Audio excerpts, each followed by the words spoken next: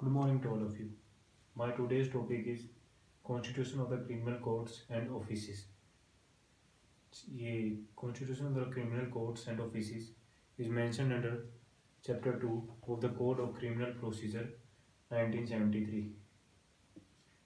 Today we are going to discuss Section 6, 7, 8, 9 and 10 mentioned under Chapter 2 of the Code of Criminal Procedure 1973.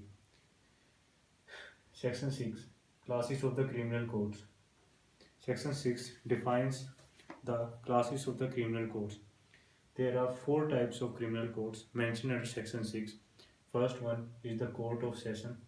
Second one, Judicial Magistrate of First Class, जिसे हम GeM first भी कहते हैं, in any metropolitan area magistrate or any metropolitan area magistrate. और जो हमारी इसके नीचे जो अथॉरिटी आती है उसे हम judicial magistrate of the second class कहते हैं. देन लास्ट में आता है हमारा executive magistrate.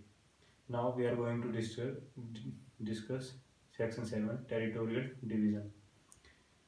Territorial division under section 7 it is mentioned that every state have sessional division or shall consist of the session division.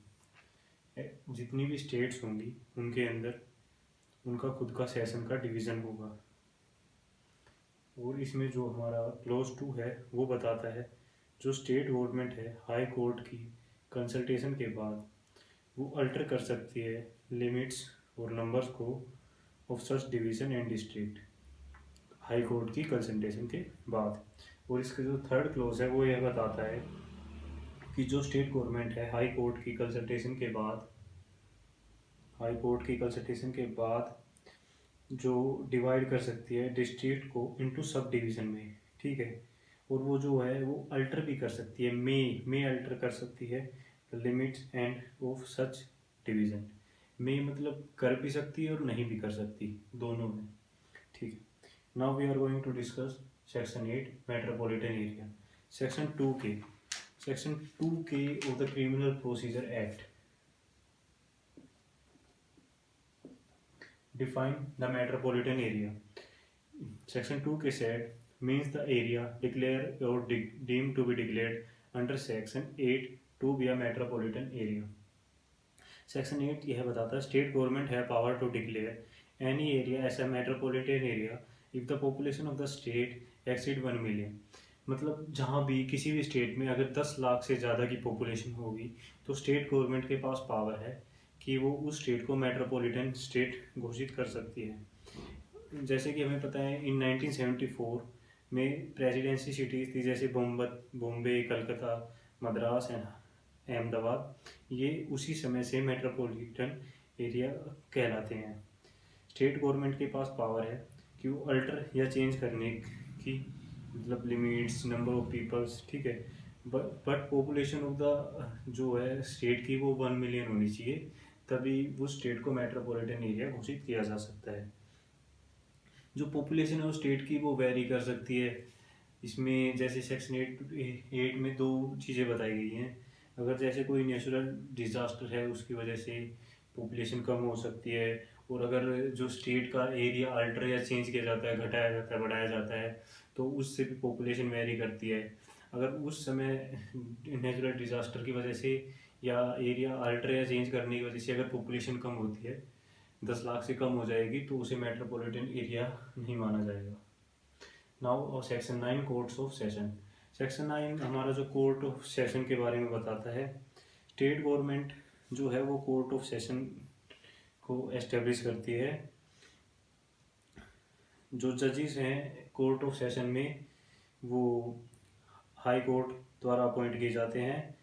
High court जो है वो also appoint करती है एडिशनल सेशन जजेस को, और असिस्टेंट सेशन जजेस सभी को हाई कोर्ट अपॉइंट करती है. जो सेशन जज होता है कोर्ट ऑफ सेशन में उसको भी हाई कोर्ट द्वारा ही अपॉइंट किया जाता है. Now section 10 subordinate of the assistant session जज. असिस्टेंट सेशन जज है वो सबऑर्डिनेट होगा सेशन जज के. ठीक है.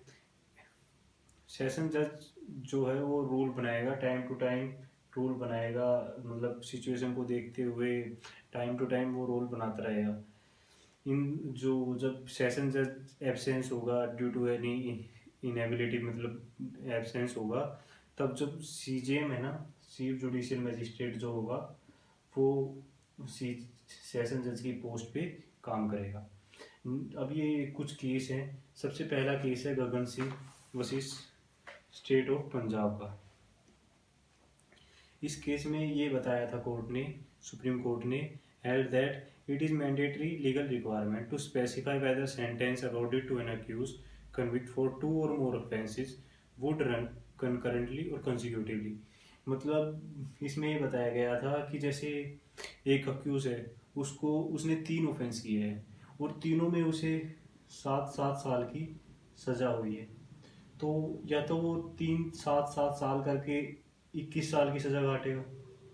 अगर 21 साल की नहीं काटेगा तो उसमें अगर वो कंकरेंटली काटेगा तो कोर्ट को बताना होगा कि वो 21 साल की सज़ा काटेगा या तीनों सज़ा एक साथ काटेगा। मतलब या तो सिर्फ 7 साल की काटेगा या 21 साल की काटेगा। इस केस में ये डिसीजन आया था। अब हमारा दूसरा केस है प्रेमनाथ वती स्टेट ऑफ राजस्थान।